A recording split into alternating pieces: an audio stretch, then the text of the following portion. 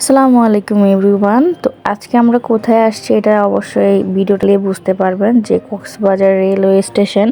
তো এটা যেহেতু আমাদের দেশে এটা নতুন একটা উন্নয়ন, তো এটাই আমরা দেখতে গেছিলাম। যেহেতু আমরা রেলওয়েতে যাই নাই, আমরা গেছি হচ্ছে যে নিজের গাড়ি ঠিক করে গেছি। যাই হোক, তো এখন আমরা তো ওই দিকে যাব, একটু দেখে আসি যে আসলে এটা সবাই শুনছি যে এটা অনেক সুন্দর। এই রেলওয়ে স্টেশনটা নাকি একদম ঝিনুকের মুক্তার মতো করে একটা থিম করে করছে, তো এই জন্য আমরা এটা দেখতে যাই। তো যাওয়ার পথে আমরা আগে বিচের পাড়ে যাই, যাওয়ার পর কিছু কেনাকাটা আছে এখানে, যারা বিচের পাড় থেকে কিনবে না জানি কে জানি ছিল। যাই হোক, এখান থেকে আমরা তাকে নিয়ে, আমরা যেহেতু অনেকজন একসাথে আসছি, তাকে নিয়ে তারপর হচ্ছে যে আমরা কক্সবাজার রেলওয়ে স্টেশনের কাছে যাব আর কি।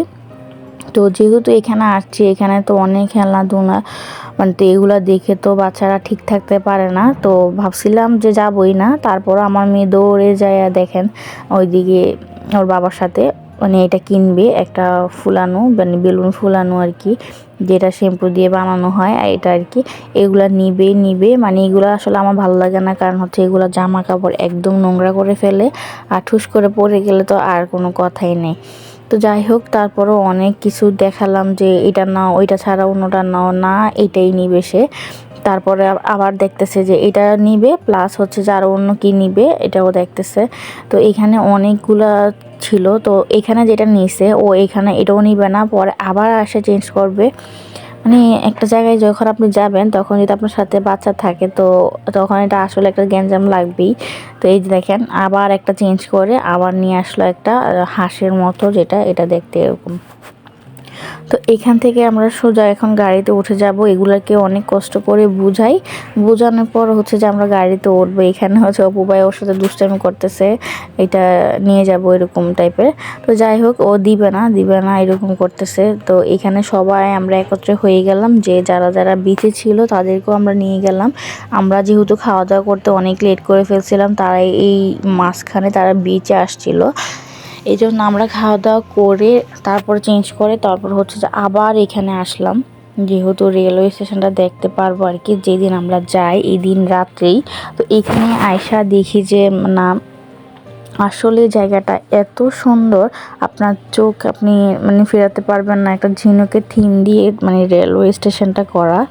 তো এই জিনিসটা আমি বারবার দেখতেছি, আসলে অনেক সুন্দর। আর দূর থেকে বসছি যাতে করে পুরাটা দৃশ্য আমি দেখতে পারি আর কি চোখে।